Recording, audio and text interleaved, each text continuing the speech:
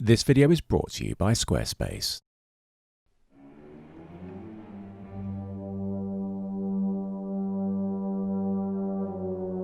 In part 1 of my Best Gira 2020 video, amongst the categories I covered was Best Action Camera, 3-axis Gimbal, Light, Lens, and Most Useful Product of the Year.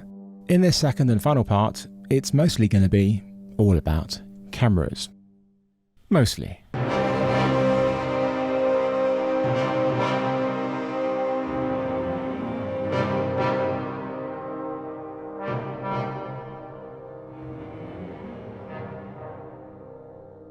I know you're going to be watching this and you're going to see what I give these different categories and you're going to disagree with me. Of course you are. It's the internet. It's what you do. I need to make it clear what qualifies something to be in this video. It needs to have shipped this year. It could have been announced last year, but shipped this year. And most importantly, I need to have actually used it. Because if I haven't used it, it doesn't qualify. Now you understand that, let's get on to the first award, which is Best 360 Camera. I actually got 2 new 360 cameras this year. Except one of them actually came out last year in October, I believe, and that's the GoPro Max. And it is pretty good. Haven't had a lot of time with it, but it does have the GoPro image and it's way better than the Fusion in the way that you use it and practicality-wise.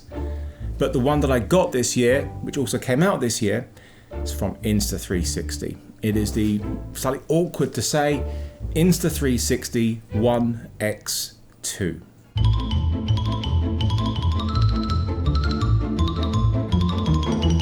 Whilst you can use these cameras for recording straight 360 video for a headset, this is not what they're all about. It's all about manipulating the image. And this is where the Insta360 cameras come into their own, because of the power of the app, both the desktop and the mobile one. The Insta360 One X2 is not a huge upgrade of the 2-year-old One X. One key improvement though, is it does have a much bigger battery than the original one.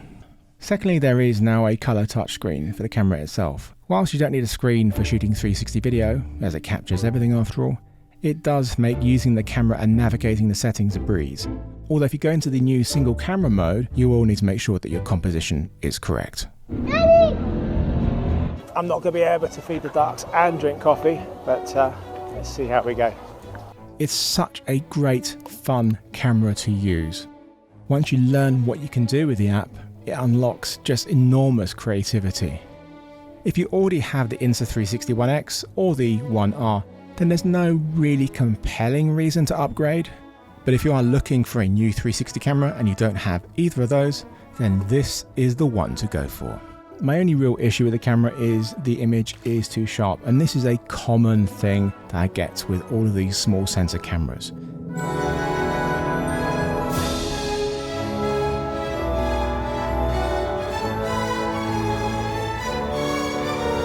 Even if the GoPro Max had actually come out this year, not last year, I would still give the best 360 camera of 2020 to the Insta360 One X2.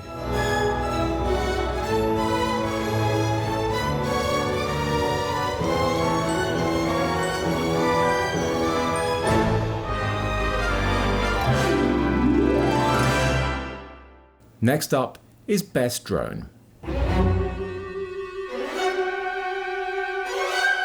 Last year's winner was, by default, the Mavic Mini by DJI. It was the only one I got new last year. This year, there's been 2 though, the Mavic Mini 2 and the Mavic Air 2. Both of these drones are substantial improvements over the first generation models. The Mavic Air 2 is much quieter, has better battery life, amazing obstacle avoidance, and OcuSync 2 for much better image transmission.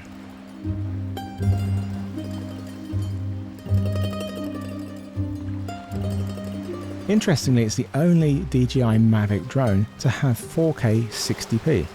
Not even the Mavic 2 Pro has this. But the Mavic 2 Pro does have 10-bit recording and D-Log, which this doesn't have. It does have D-Cine-like, but the image is somewhat over-sharpened, as always. One thing I really love is the new controller. It's nice and chunky, much easier to hold, has a massive battery that can keep your phone topped up, and you mount your phone on the top in this bracket, which also doubles as the antennas. The Mavic Mini's big selling point was the weight of the 249 grams, making it legal to fly in many countries where it was not possible to use drones. But the image was a bit meh, the Wi-Fi transmission was also meh, and no obstacle avoidance. The Mini 2, yes, it's not Mavic Mini 2, it's just Mini 2. For some reason they've dropped that name, I don't know why. Still doesn't have the obstacle avoidance, but improves in every other way, while still remaining under 250 grams. It also uses OcuSync 2 and uses more or less the same remote as the Air 2, which is great. The image is now 4K up to 30p, which makes it way more tempting for many who want to get high quality footage to use in their videos. Unfortunately, it doesn't even have the D-Cine-like that the Air 2 has, so the dynamic range can be somewhat challenging as the image is pretty contrasty and, of course, over-sharpened. Those negatives aside, just like the Air 2, this is a big upgrade from the first generation.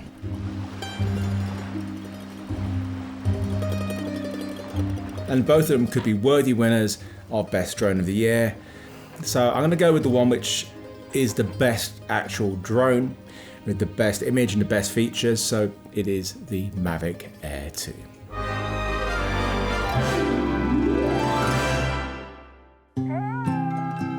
I just wanted to pause briefly to thank Squarespace for becoming a sponsor of this channel with this and 8 other videos this year. I know you've heard the spiel many times before on this and other channels, but I always try and do something different with each one. Whether it's a slick segue, or by me changing my main website, which has been with Squarespace since 2015, by making changes to reflect each video.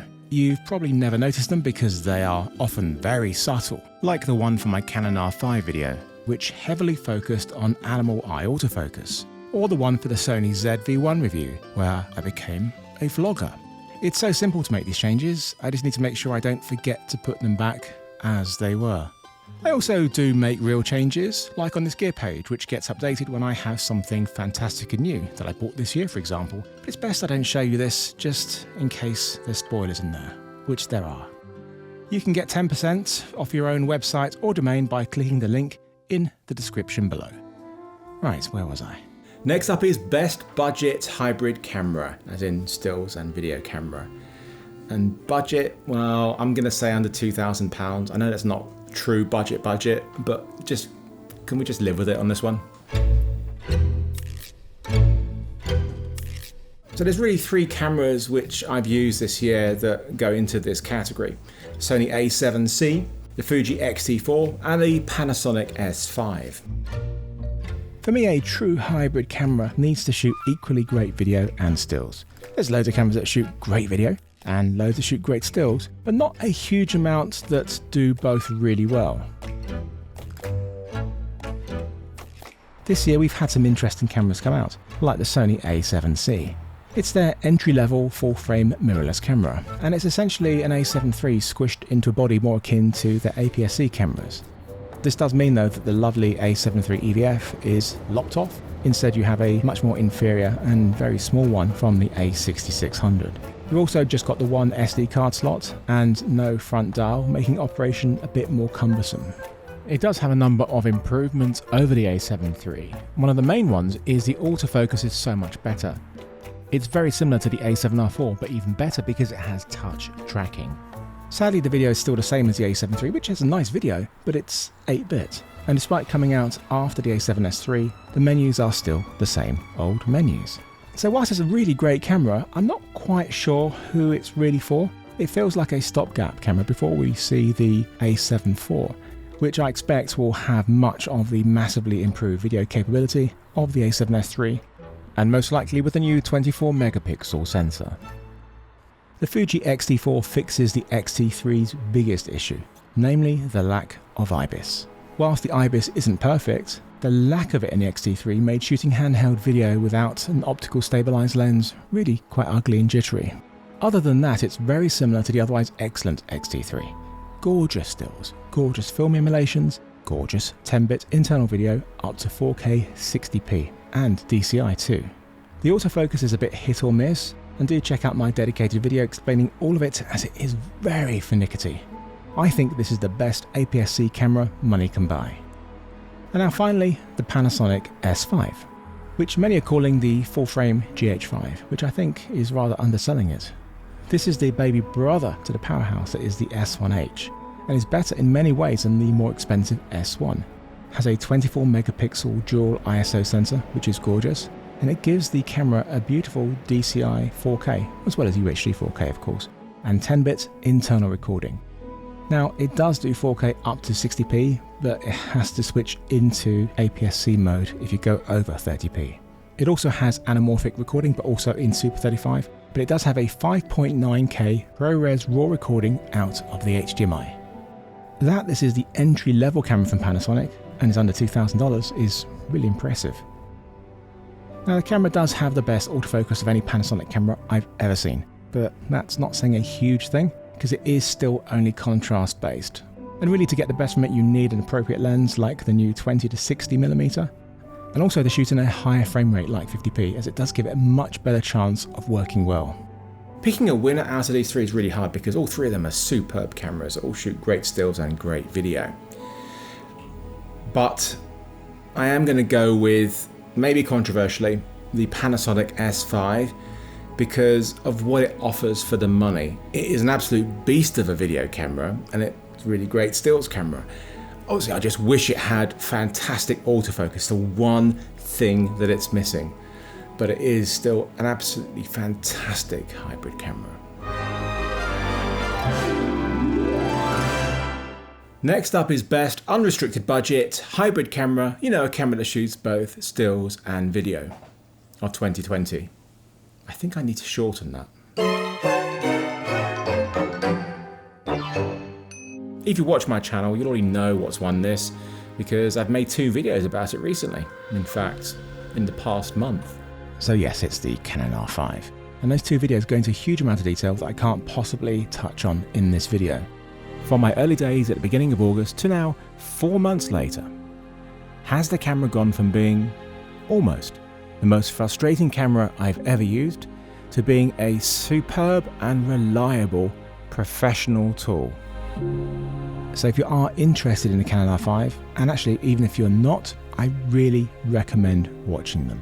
These are 2 of my favourite videos that I've made this year. The R5 has a superb 45 megapixel sensor, giving you truly exceptional stills, easily the best I've seen from a Canon camera. That sensor's resolution means the camera can record truly stunning 8K video. Not just in a normal 10-bit codec, but you can also record it RAW, although those files are somewhat massive. The downsampled 4K HQ is absolutely stunning too. But the line skip 4K mode isn't quite as good. It's still good, but doesn't compare to the HQ mode. And this is what you need to shoot in to get the 4K 50p 60p and also the 4K 120p, which also has a crazy high bit rate. I go into the overheating aspect of the camera a lot in my other 2 videos, but briefly, it's way better than it was at launch, but still not what I would call reliable. The C-Log recording is 10-bit 422 in H.265. And it's hellish to edit with, causing near meltdown on even the most powerful computers. Although the new Apple Silicon M1 Max seems to be able to cope with it really well in Final Cut Pro 10. My little 13-inch MacBook Pro, which doesn't even have a dedicated graphics card, has only 8GB of RAM, runs rings around my iMac Pro with R5 footage. The autofocus is one of the absolutely killer features. It has the new Dual Pixel 2 autofocus system, which is fantastic. It locks onto subjects really well. The face tracking works even when someone turns their back to you. And most importantly, it has the brilliant animal autofocus in video as well as stills. Something the Sony cameras still don't do, despite my non-stop whining about it. It doesn't just lock onto the eyes, it will lock onto the face, lock onto the body, which is amazing. And what's more amazing is the amount of creatures that it will work with.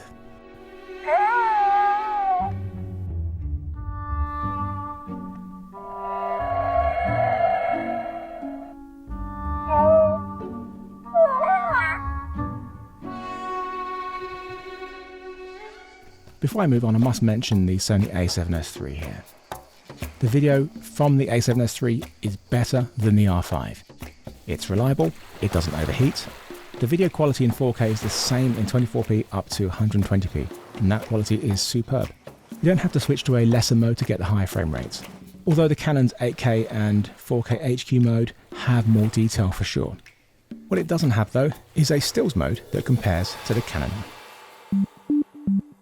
with the sensor being optimized for video at 12 megapixels, that is obviously going to limit the photographic ability of it. Although the stills are still gorgeous, you just need to make sure you get it right in camera, as you don't really want to crop in that much because it does have that limited resolution. So whilst it's an exceptional video camera, the stills don't compare to the Canon R5, which means the Canon R5 is a better all-round hybrid. So my winner of best unrestricted budget hybrid camera, a camera that shoots both stills and video of 2020, as well as stills camera of 2020, is the Canon EOS R5.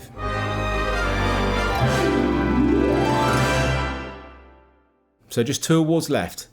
Next is best video camera of 2020. There's so many cameras that have come out this year that simply don't qualify for this category because neither myself or Lollipop have used them, seen them, touched them, put hair over them, or even puked over them, so they don't qualify. So apologies to the Red Komodo, Blackmagic 12K, C300 Mark III, and many others, but there's still loads of cameras to consider.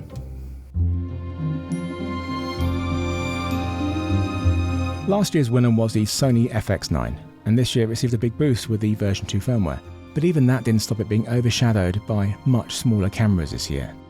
I first saw the Sony FX6 in September and was quite shocked at the specs. It outperformed the FX9 in many ways. Again, I have a super in-depth, dedicated review which touches on everything about the camera, all the good and the bad, mostly good. I actually bought one in December and I feel that it is going to take over from my FX9 as my main camera. I just don't see me using the bigger, heavier FX9 when this little thing does almost everything better. Apart from the fact it doesn't have a Super 35mm mode due to it having a native 4K sensor, whereas the FX9 is a 6K one. It does have some issues which I will explain in detail in my review. But these issues are not limited to the FX6, they pretty much reflect the FX9 too. And they only really stick out because of another Sony camera that came out a few months earlier. You probably thought me talking about the Sony a7S III was over. No, it's not. When I first saw what it could do, I was totally blown away. I've already said just how amazing it is, and it truly is. This camera is a joy to use with intuitive new menus, a stunning image, incredible autofocus, although not with animals for video, with touchscreen tracking that really sticks beautifully.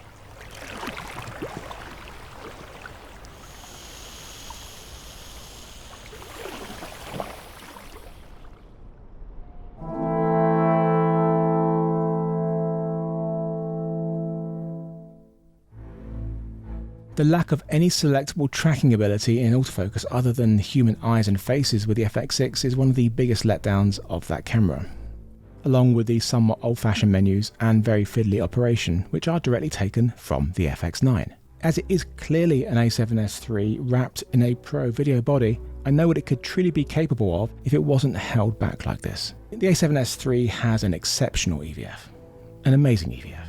The FX6 only has an LCD screen. The a7S III also has a great IBIS system, especially in the active mode, which crops in 1.1 times onto the sensor. The only FX6 stabilization you have apart from an optical stabilizer lens is it records that gyroscopic data that when you use it with Catalyst Browse software can stabilize it really well. But it does require an additional step. It requires you to be in a higher shutter speed and will result in reduced resolution. What the FX6 has over the a7S III is much better image control, especially when it comes to noise reduction, which is rather aggressive on the a7S III. It also has professional connections like SDI output, timecode in and out, as well as 2 audio XLRs. Although frustratingly, when you take off the handle, you lose both of them. This is a huge oversight, especially as there isn't even a 3.5mm mic input on the body. This is the setup that you would use if you are going to put the camera on a gimbal, for example. The $600 Sony XLR K3M add-on gives the a7S III 2 XLRs as well as an additional 3.5mm inputs, giving the camera 4 channels of audio.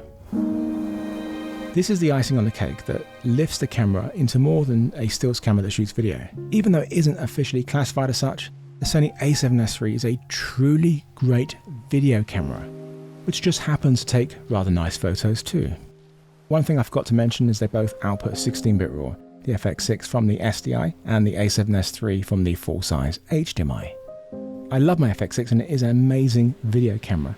But here I am picking Video Camera of the Year, and they are both so similar in image and features. But the A7S III has the superior autofocus system, has IBIS, and a much better overall UI, and an amazing EVF. It also costs just $3,500. The FX6 costs $6,000, which is a fair bit more, but considering the FX9 is about $11,000, it's still amazing value. And if you need the proper pro video connections, as well as much bigger batteries for continuous operation, as well as more control over your image, then the FX6 is the way to go. And because the FX6 has that control over noise reduction, it results in much better low light performance, much more detailed images. This is the new king of low light. Oh yeah, it also has the absolutely amazing variable ND. This in itself is one of the camera's biggest selling points. I must mention the Canon C70. It's the only Canon video camera I've used this year, and I am working on a video about it. So far, I'm really impressed. It's a beautiful camera with a gorgeous image. It has a slightly strange form factor, like the 1DC mated with the C200, which works in some ways, but not in others. But I'll go into much more detail in my review. So even though it's the FX6, which is my main camera filming me, it's the B camera, the A7S III, which wins my best video camera of 2020.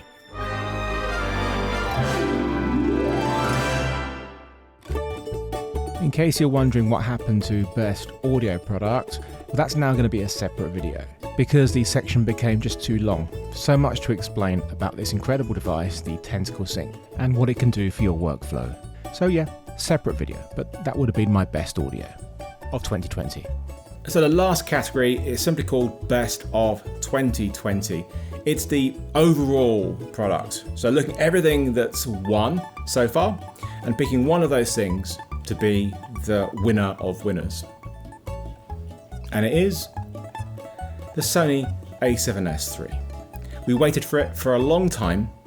It came along and it surpassed our expectations. It is an absolutely fantastic camera, even though I'm using it right now as a B camera. But it is my favorite video camera, and it is the best thing to come out in 2020.